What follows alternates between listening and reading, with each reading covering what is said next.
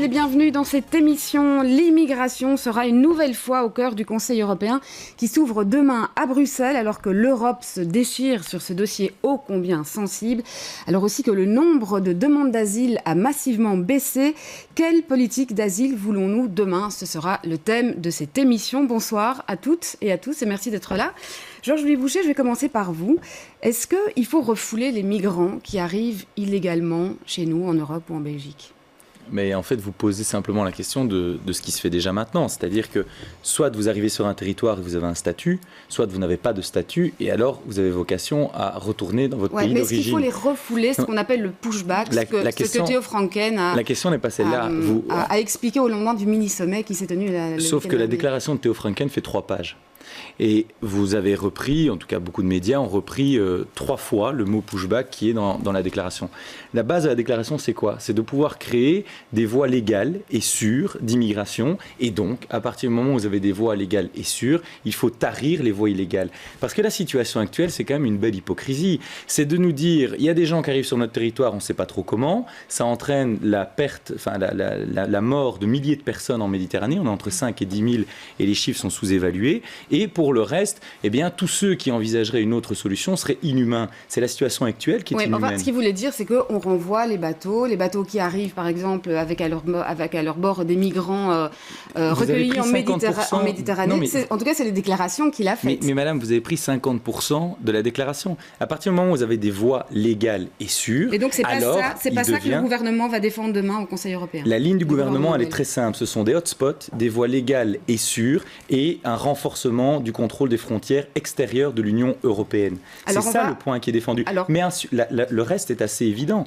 Si vous avez des voies qui sont légales et sûres, on peut renforcer justement la lutte contre les voies illégales, et c'est-à-dire la lutte contre les passeurs. Ça, c'est la situation actuelle. Ce sont les passeurs qui prospèrent dans ce système. Alors, ces hotspots, justement, ces plateformes de réorientation, comme on leur a donné plusieurs noms, François de Smet, de quoi s'agit-il exactement et est-ce que tout ça est bien légal? Alors ça, c'est la question à 1 million d'euros. On va le savoir sans doute dans les 2 jours à venir. Donc des hotspots, il en existe déjà à l'intérieur des frontières européennes. Il faut le rappeler en effet. Il faut créer en dehors des frontières. Il faut le rappeler en effet parce qu'on n'en parle plus beaucoup, mais il y a des hotspots qui existent déjà en Italie et en Grèce. Sur les îles grecques, par exemple, où on parle, il y a 14 000 personnes qui sont toujours là, simplement parce que l'accord... Je ne vais pas aller trop dans les détails, mais l'accord en vertu duquel il se trouve là, le deal entre l'Union européenne et la Turquie, fait que c'est extrêmement lent de renvoyer des Syriens vers la Turquie et de les échanger contre d'autres Syriens réinstallés. Donc vous avez des tas de gens qui végètent dans des structures. Alors justement, je réponds à votre question, où ils n'ont pas toujours accès à des conditions sanitaires extraordinaires ou qui sont surpeuplés. Donc si c'est pour construire des endroits de rétention avec des conditions de détention aussi compliquées et aussi parfois contraires aux droits de l'homme, ça risque de poser problème. Il y a une base juridique qui me semble manquer. Est-ce qu'on va les construire sur le territoire de l'Union? Est-ce qu'on va les construire en dehors? Dans les 2 cas, ça me paraît pas facile à faire sans l'accord des pays concernés. Le problème de Dublin, parce qu'au fond tout est là. On essaie depuis 2... Pardon, mais c'est un recadrage important, cette question très difficile. Donc ce fameux règlement de Dublin. Voilà, qui impose que, a priori, c'est, parce qu'il y a des exceptions, mais en gros, c'est le pays d'accueil par lequel le migrant arrive, qui est compétent pour traiter une demande d'asile. Si on avait dû appliquer ce règlement strictement, la Grèce, par exemple, aurait dû en 2015-2016 accueillir 1 million de personnes, ce qui était impossible. La Commission... Bien sûr, c'est un organe technocratique, certes, mais a essayé depuis 2 ans de proposer une réforme de Dublin qui garde ce principe de base, mais avec un assortiment de solidarité. L'Europe, elle n'est pas juste divisée en 2, elle est divisée en 3 ou 4, entre certains pays de l'Est qui ne veulent absolument pas participer au moindre mécanisme de solidarité, l'Italie qui estime, avec raison d'ailleurs, d'être un peu abandonnée par les autres, et certains autres qui lui font la morale. Donc, c'est parce qu'il n'y a aucune perspective sur Dublin qu'on s'en va peut-être dans une drôle de direction à essayer de régler la situation juste par des hotspots. Juste pour terminer là-dessus, sur le plan juridique et sur le plan du droit international, pour vous, ces plateformes de débarquement, comme on les appelle, ou ces hotspots qui seraient extérieurs aux frontières de l'Union européenne, posent un problème à ce niveau-là? S'il n'y a pas d'accord avec les pays dans lesquels on les fait, oui. Si les conditions d'accueil et de détention ne sont pas conformes aux droits de l'homme, oui. Et surtout, toute personne garde le droit de demander l'asile partout où elle se trouve. C'est ça la difficulté presque philosophique du sujet. C'est pas juste être migrant légal ou illégal. Le droit d'asile consiste à pouvoir entrer sur un territoire, demander l'asile, dès le moment où vous demandez l'asile, même si vous êtes entré illégalement sur ce territoire, durant le temps de votre examen de demande d'asile, vous êtes couvert, vous êtes en séjour régulier. C'est ça toute la difficulté. Et je termine sur un élément. Je peux comprendre l'idée, s'il y a des voies légales sûres qui sont faites, alors on peut couper évidemment le reste. Mais si en même temps on empêche les gens, comme on l'a fait pour la famille syrienne d'Alep, d'introduire une demande via une ambassade, et si en même temps on se rend complètement inaccessible, il y a un problème. On ne peut pas faire l'un et l'autre. On parlera notamment de la question des visas humanitaires dans un deuxième temps, mais Marie-Arena, pour revenir à cette question des plateformes de débarquement, est-ce que ça ne peut pas être précisément une voie légale d'arrivée en Europe qui évite aux migrants de risquer leur vie dans la Méditerranée ? Alors justement, par rapport à ce qui vient d'être dit, on ne respecte pas deux principes importants. Le premier principe, c'est la Convention de Genève qui permet effectivement à toute personne de pouvoir se mouvoir et de pouvoir demander l'asile quelque part. Et donc le fait d'empêcher la personne de pouvoir le faire, donc ça tient pas au niveau de nos engagements internationaux. Ça pose une difficulté. La deuxième, c'est la question de l'accueil dans la dignité. Et aujourd'hui, on l'a dit, les hotspots en Europe, à savoir en Italie et en Grèce, sont déjà en difficulté malgré les contraintes que nous avons en Europe de respect des traités européens en matière d'accueil au niveau européen. Vous vous imaginez un hotspot ou un camp de tri, parce que je pense que c'est comme ça qu'il faut les appeler, un camp de tri dans un pays non démocratique aujourd'hui ou en transition démocratique, sur le continent africain, est-ce que vous pensez que ce pays, qui n'a pas signé les conventions, qui n'est pas parti à des traités tels que les nôtres en matière de respect des droits de l'homme, va avoir les mêmes exigences que nous ? Ce ne sera pas le cas. Et donc, nous serons en défaut de ces deux principes avec des camps tels que ceux-là. Et donc, si on veut mettre des moyens par rapport à des moyens légaux de migration, mettons-les correctement. Alors, la deuxième question, est-ce que vous pensez que dans un pays en guerre, la personne a la possibilité d'aller faire une demande légale au départ de son pays en guerre pour venir et demander l'asile en Europe? C'est impossible de le faire de cette manière-là. Donc forcément, vous allez avoir des gens qui vont être identifiés comme illégaux, c'est-à-dire arrivés sur le territoire, on ne sait pas comment, pas par une demande formelle, mais qui ont tout à fait le droit de demander ce secours humanitaire quand ils arrivent sur le territoire. Georges Boucher, est-ce que c'est... Alors, d'une part, est-ce que ça tient sur le plan juridique, effectivement, et des engagements internationaux de la Belgique ? Et deux, est-ce que c'est vraiment réaliste, ces plateformes de débarquement ? Moi, j'entends quand même beaucoup de choses qui sont particulières, parce que j'ai toujours pas entendu de solution par rapport à la lutte contre les passeurs. Donc, apparemment, on veut le statu quo. Et sur l'aspect juridique, ce qui a été dit n'est pas du tout exact. C'est-à-dire que la Convention de Genève doit permettre justement à quelqu'un, quand il est sur un territoire où il n'a plus un risque légitime pour sa vie, de pouvoir introduire une demande d'asile, mais nulle part, il est indiqué qu'on peut choisir son pays à sa guise et qu'il faudrait pouvoir arriver dans un pays déterminé. Nous nous retrouvons avec des personnes qui ont quitté des pays où ils risquaient pour leur vie, qui vont dans un autre pays où là, ils ne courent plus ce risque. Parce que, et c'est ça toute la confusion. Plus de risque mais pour leur vie. Ils ont quitté la Libye. Non, je parle de la Syrie, des Syriens qui ont quitté la Syrie parce qu'il y a la guerre et qui arrivent en Libye parce qu'on fait le hotspot en Libye. Est-ce que vous pensez qu'en Libye, ils sont protégés ? Si vous connaissiez la Convention, vous sauriez que ça doit être un risque personnel. Et ce qui est très dérangeant dans ce débat, c'est qu'on mélange tous les concepts. Le fait d'être dans un pays en guerre... En Libye, pas des risques personnels ? Mais madame, le fait d'être dans... Tout le monde le sait. Le fait d'être dans un pays en guerre n'est pas une condition suffisante pour avoir l'asile, Madame Arena. Non. Comme le Soudan est un pays sûr. Mais Madame Arena, si vous êtes membre de la famille des dirigeants, par exemple, vous pouvez venir du Soudan. Vous n'êtes pas dans les conditions de l'asile. Exactement, mais vous avez le droit de demander à titre individuel. Et donc, Madame Arena, si je peux terminer une phrase, il faut déterminer que vous couriez un risque personnel. À partir du moment où vous êtes dans une zone où vous ne courez plus un risque spécifique pour votre vie à titre personnel, eh bien là, vous pouvez introduire une demande d'asile. Ce qui est prévu à l'heure actuelle, et c'est la position du gouvernement belge, c'est de pouvoir, dans des pays limitrophes à ces zones de conflit, puisque les routes, on les connaît, d'avoir des accords, et bien évidemment sans accord avec ces pays, ça n'est pas possible, d'avoir des accords dans ces pays proches pour pouvoir justement déterminer qui est dans les conditions de l'asile et qui ne l'est pas. Celui qui est dans les conditions de l'asile alors fait la route de manière sécurisée via un plan de partage entre les pays de l'Union européenne. Et les autres qui arrivent, ils vont pas le faire. Ceux qui arrivent malgré Mais madame, les autres qui ne sont pas dans les conditions, il y a toute une série, par exemple, de migrants migrants économiques qui prennent ces routes. Et quand ils arrivent dans notre pays et que nous n'avons pas d'accord de réadmission avec le pays d'origine, eh bien nous ne savons rien faire. Nous sommes avec des personnes qui ont un statut hybride. Par exemple, c'est le cas des Algériens en Belgique. Si vous êtes Algérien en Belgique et que, parce qu'il ne faut pas se mentir, à travers ces routes de passeurs... Il n'y a pas que des migrants économiques qui arrivent. Non, mais il y a des gens qui, soit n'ont pas, malgré qu'ils viennent d'un pays en guerre, ne sont pas dans les conditions pour avoir l'asile, et d'autres, il ne faut pas se mentir non plus, qui ne viennent pas nécessairement de ces pays, qui s'introduisent via ces routes et qui ne sont pas dans les conditions pour être acceptés. Alors, réaction... je termine juste sur un point. Très rapidement, ne croyez pas que cette question de choix soit une question simple, ni sur le plan moral ou éthique, mais à un moment donné, il faut bien fixer des conditions, parce que si pas, il y a 150 pays dans le monde qui vivent plus mal que nous. Quelle est alors la solution? C'est une ouverture, absolue. Il faut bien créer des conditions et respecter ces conditions. Il faut éviter de dire n'importe quoi. C'est la vérité, Madame on va faire réagir d'abord Nicolas Van Nuffel qui a été très patient et qui a attendu jusqu'ici. 2% de la migration et qui a attendu jusqu'ici. Attendez. Donc justement, Nicolas Van Nuffel, d'ailleurs par rapport aux chiffres, on l'a vu et on peut peut-être voir d'ailleurs les chiffres qui qui sortent du rapport de Myria. Il y a eu depuis 2015 une baisse de un peu plus de 60% des demandes d'asile qui ont été introduites en Belgique.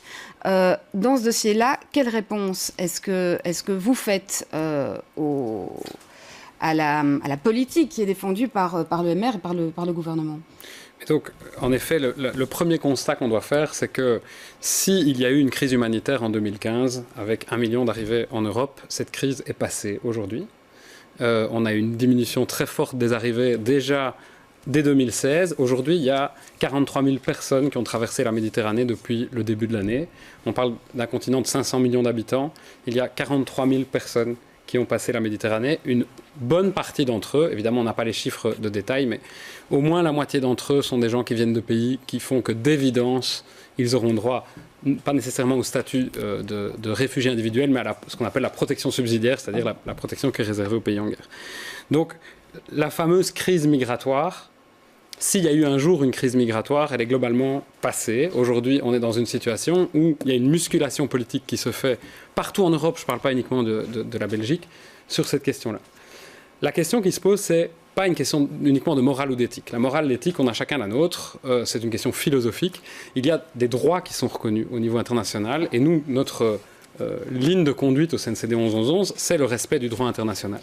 Et donc, oui, un pays a le droit, après avoir analysé une demande d'asile sur le fond et sur la forme, de dire à la fin du processus, monsieur, madame, nous sommes désolés, vous ne rentrez pas dans les critères, et donc vous allez devoir rentrer dans votre pays. Ce qui n'est pas conforme au droit international, c'est le principe des pushbacks.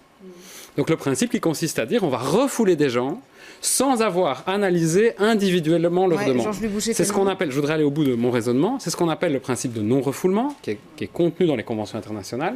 Par ailleurs, l'idée qui est en vogue actuellement et qui sort notamment du sommet européen, qui consiste à dire les gens qu'on prend en mer, on va les ramener vers le continent africain ou asiatique, peu importe l'endroit où on les a sauvés, est contraire au droit maritime international, qui dit qu'un naufragé doit être ramené vers le port sûr le plus proche. Ça veut dire que s'ils sont plus proches des côtes européennes, ils doivent venir vers l'Europe. Et ça veut dire qu'on ne peut pas les décharger en Libye, puisque la Libye, d'évidence, depuis qu'elle a été déstabilisée au début de la décennie, n'est pas un pays sûr. C'est un pays qui est aux mains de diverses factions, dont l'État islamique, et où il n'y a pas de sûreté. On sait qu'il y a là-bas de l'esclavage, des viols, etc. Autre élément, c'est l'élément des pays tiers.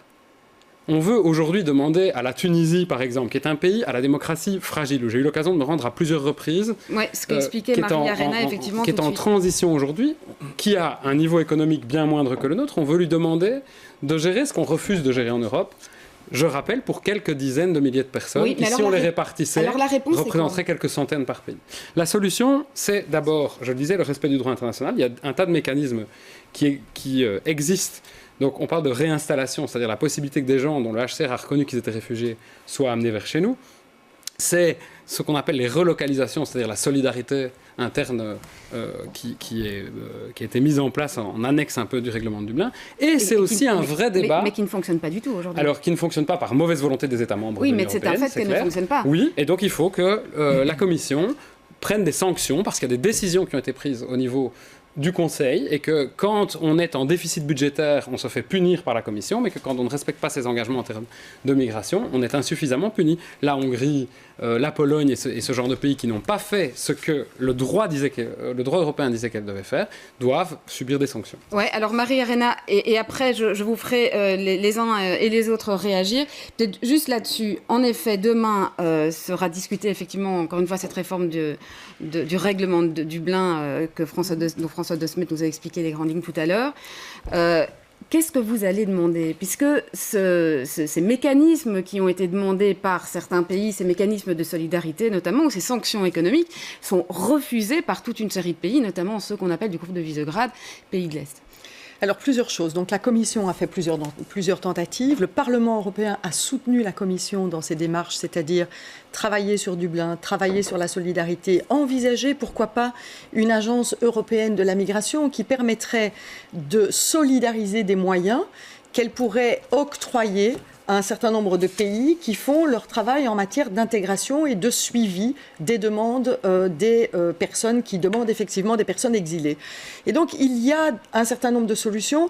Peut-être que certains pays ne sont pas d'accord sur la question du quota en tant que tel, c'est-à-dire comment accepter des quotas de migrants chez eux, mais ils doivent, s'ils ne sont pas d'accord avec une solution telle que celle-là, ils doivent proposer une autre solution. Ils ne peuvent pas dire le problème de la migration n'est pas notre problème. Ce n'est pas possible. Ouais, c'est pourtant ce qui est en train de se passer. Hein. Alors, ce qui est en train de se passer, ce n'est pas le problème de la migration, n'est pas notre problème. Ce qui est en train de se passer, c'est qu'il y a à l'intérieur de l'Union européenne, par le biais de certains États membres, des personnes qui sont en train de détricoter l'Union européenne. C'est ça qui est en train de se passer et qui se servent de la question migratoire comme étant, je dirais, un alibi par rapport à leurs revendications. C'est ce qu'il y a de plus simple aujourd'hui. C'est le message le plus simple à faire passer. Pour revenir concrètement sur le débat et sur le sujet. Alors, nous, en tant que parlementaires, on a déjà décidé avec une grande...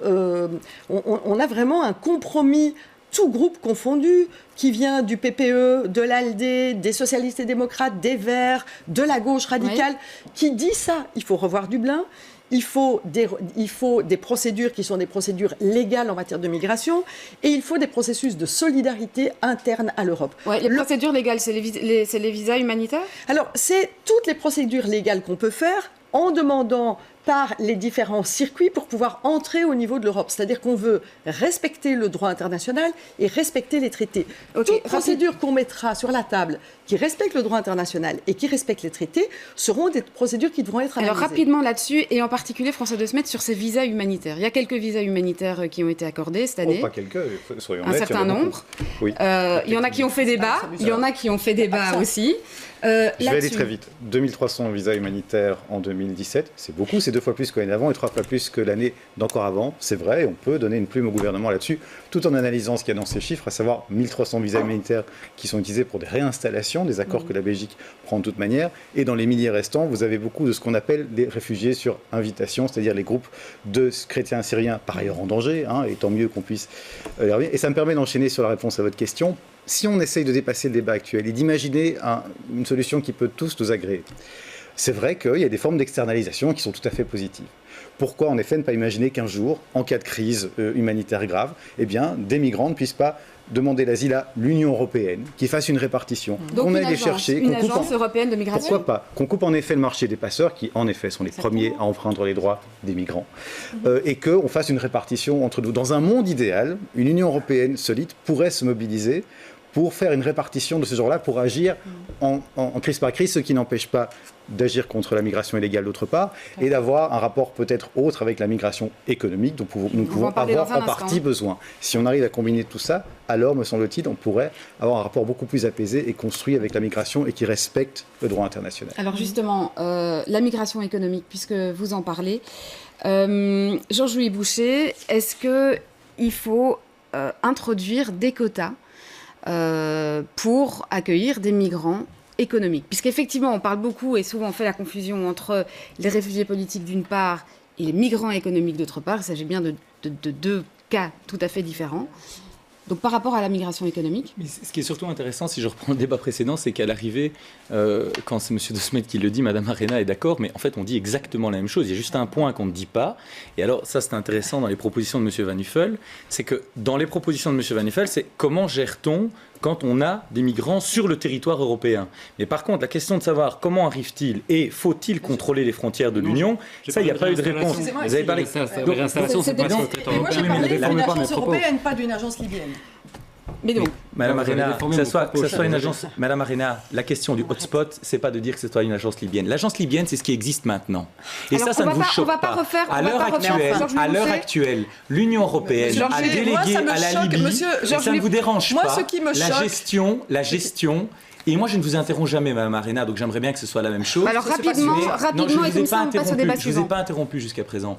Mais à l'heure actuelle, l'Union européenne a délégué à la Libye la gestion, mais bien évidemment, vous le savez qu'il y a un accord avec la Libye pour la gestion. C'est pas vrai. Pour la gestion. Attendez, si vous commencez à faire de l'information ou de la désinformation, on peut être d'accord. Mais je ne suis pas d'accord avec vous. Vous savez très bien. Georges-Louis Boucher, on a eu déjà, on a consacré une partie de l'émission à ce débat et notamment à la question de hotspot. Je voudrais entendu de solution de la part de Mme Arena. Je voudrais qu'on avance. Je voudrais qu'on avance. C'est pas mon problème. Eh bien alors, il faut bien des hotspots ou pas? Non. Il faut des hotspots. Donc moi, ce que je vous dis clairement, qu'on doit revoir Dublin, qu'on doit changer. Ça ne veut rien dire. Ça, moi, je peux dire aussi qu'il vaut mieux le soleil à la place de la pluie. Écoutez, on peut très bien. Revoir Dublin dans quel sens? Georges-Louis Boucher, il nous reste peu de temps. Je voudrais qu'on avance sur la migration économique. En permanence des opposants qui nous font la leçon, mais qui ne proposent rien. Non. Écoutez, revoir Dublin, qu'est-ce que ça veut dire? Ça voudrait dire que la Belgique. Alors rapidement, Marie Arena, et puis on passe à la suite. Plutôt que de renvoyer des personnes vers l'Italie ou vers la Grèce, pourrait prendre en considération leurs demandes ici. Pourquoi est-ce qu'il y a aujourd'hui des personnes qui n'introduisent pas leurs demandes en Belgique et qui restent dans une espèce de no man's land par rapport à leur statut? C'est tout simplement parce qu'elles savent que si elles introduisent une demande, elles repartent à la case départ. Et ça, elles ne le veulent pas. Et donc, il faut absolument qu'on puisse avoir en Belgique la possibilité de l'accueillir, la possibilité de revoir. Moi, je vous donne ma position. Je vous donne ma position. Je ne sais pas si vous assumez la position de M. Theo Franken, qui est d'accord avec M. Salvini, qui est d'accord avec M. Salvini. Que dites-vous du gouvernement allemand, Marie Arena et Georges-Louis Boucher, qui refuse la révision de Dublin et qui veut introduire une frontière entre l'Autriche et grâce à la CSU. Alors, Georges-Louis Boucher, on va pas faire un débat ici sur le règlement de Dublin. On a parlé, je pense qu'on a parlé largement de la question des hotspots. Je voudrais qu'on avance sur la question de la migration économique. Est-ce qu'il faut des quotas? Les règles sont précises à l'heure actuelle. La migration économique, pour le faire très simplement, il n'y en a quasi plus. Parce que pour pouvoir venir sur notre territoire, vous devez répondre à deux conditions essentielles. C'est celle de logement et celle de pouvoir subvenir à vos besoins sans avoir l'aide sociale. C'est la même chose que ce soit pour des extra-européens ou pour des Européens. Alors, est-ce que par rapport à ça, vous êtes d'accord d'ouvrir cette réflexion et ce débat sur la question de la migration économique et en faisant référence, par exemple, à des modèles comme le modèle australien ou le modèle canadien qui prévoit des quotas? On a toujours eu au sein du mouvement réformateur comme position le modèle canadien qui nous est favorable parce que on considère qu'effectivement il y a par exemple des secteurs qui sont en pénurie et qu'il serait intéressant alors dans ce cas d'avoir une politique proactive qui permet à la fois au pays de pouvoir compter sur des ressources nouvelles mais qui permet également à ces migrants économiques d'avoir un avenir, parce que faire venir des gens dans un pays et fermer les yeux sur leur avenir, ça ne sert strictement à rien. Si c'est juste les aides sociales qui les attendent, ce ne sont pas des perspectives. Et donc dans ce modèle canadien qui fonctionne extrêmement bien, où justement le populisme n'est pas aussi haut, eh bien oui, c'est quelque chose qu'il faut pouvoir discuter. Avec un dernier point, il faut se dire une chose, c'est que ce genre de discussion, il faut bien être conscient d'un point, c'est que si on ne gère pas, quel que soit le nombre, la gestion des flux migratoires, eh bien les populismes vont continuer à monter en Europe. Et donc c'est très bien de considérer qu'on a raison tout seul, mais il faut aussi pouvoir prendre en compte ce que les peuples indiquent et pouvoir apporter des réponses de démocrates, mais des réponses qui sont claires claires et qui ne sont pas dans l'hypocrisie on a bien compris. comme les gouvernements Nicolas auxquels Mme Arena a participé par le passé. Sur cette question de la migration économique, est-ce qu'il faut des quotas selon vous? Donc d'abord, des réflexes de démocrate, ça commence par respecter le droit international. Ça, c'est la base de la Alors, sur base. cette question, Non, la Belgique a été condamnée. Laissez-moi terminer parce que vous dites qu'on n'interrompt pas. Il nous reste Je ne suis 3 pas un minutes. opposant, comme vous le dites. Je suis Il nous un reste représentant 3 de la société minutes. civile, on est en Il nous démocratie. reste 3 minutes pour terminer donc- ce débat et je voudrais qu'on fasse le tour sur la question de la migration économique. Et donc, je pense que ce qu'il faut, c'est remettre à plat le débat sur les migrations et en y incluant les migrations économiques. Et que ça ne va pas se faire en 3 mois et ça ne va sûrement pas se faire sur ce plateau ce soir. Mais qu'on a eu un changement en 50 ans. Les migrations étaient gérées par les ministères du Travail. Elles ont ensuite été gérées par les ministères des Affaires sociales pour ensuite maintenant être gérées par les ministères de l'Intérieur. Je pense que ça symbolise très bien l'évolution que l'Europe, et pas uniquement la Belgique, a connue depuis 50 ans, et ça n'a pas commencé avec l'arrivée du gouvernement Par Michel. rapport à ça, Ce qu'il faut aujourd'hui, c'est se reposer la question de la migration dans une perspective à plusieurs décennies et se dire l'Europe, pour des raisons démographiques, pour des raisons économiques, pour des raisons sociales, va avoir besoin de migration. Et donc, cessons de toujours parler de problèmes migratoires et posons-nous la question de ce que les migrations, quand elles se passent dans de bonnes conditions, peuvent apporter. Alors Marie-Arena, là-dessus, est-ce que vous, au PS, vous êtes favorable à ces quotas et à cette ouverture à la migration économique? Moi, je pense qu'on doit parler de la migration Rapidement, économique. il nous reste 2 minutes. On doit parler de la migration économique, mais pas en dehors de la migration de manière générale. Donc, c'est-à-dire, on ne peut pas dire on ferme tout en ce qui concerne la question des réfugiés, c'est-à-dire qu'on met des barrières, on met des murs, et on ouvre en ce qui concerne la question économique avec des quotas. Je ne suis pas d'accord avec cette vision de ce qu'on accepte de la migration. C'est-à-dire qu'on n'accepterait que ce qui nous arrange. Ça veut et dire pour que le reste, on ne fait rien. Ça veut dire que pas de quotas, et donc, selon vous? Moi, je suis d'accord de dire il y a un travail à faire sur la question de la migration économique et pour les mêmes raisons, des raisons démographiques. Mais attention, les pays qui envoient des personnes, qui sont des personnes qualifiées, qui sont des personnes éduquées, eh bien, elles s'appauvrissent. Donc la fuite des cerveaux, quoi. C'est ça que vous craignez. Exactement. Et donc, il faut aussi qu'on travaille avec les pays d'origine pour qu'il y ait, par exemple, la question des migrations circulaires.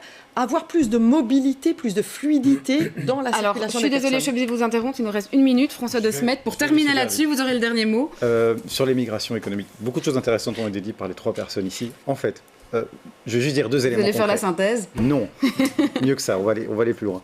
D'une part, avec le modèle canadien. L'avantage des Canadiens, c'est qu'ils ont 2 gigantesques océans autour d'eux et qu'ils peuvent se permettre de faire des réflexions à une autre échelle que l'Europe, qui doit en plus prendre une migration qui continue à venir. Deuxième avantage qu'ils ont dans leur culture, c'est qu'il n'y a pas de différence entre notre politique de migration et d'intégration. Ça, c'est une grosse erreur historique partagée de toute la classe politique depuis 30 ou 40 ans. Et ça, on pourrait travailler dessus. Et troisièmement, ou deuxièmement, je ne sais plus, pour faire n'importe quelle politique de migration économique, il faut en effet une objectivation des besoins. C'est vrai en termes de marché, en termes de travail, et en termes démographiques. Je termine par une petite statistique toute simple. On sort chez Myria aussi des statistiques démographiques.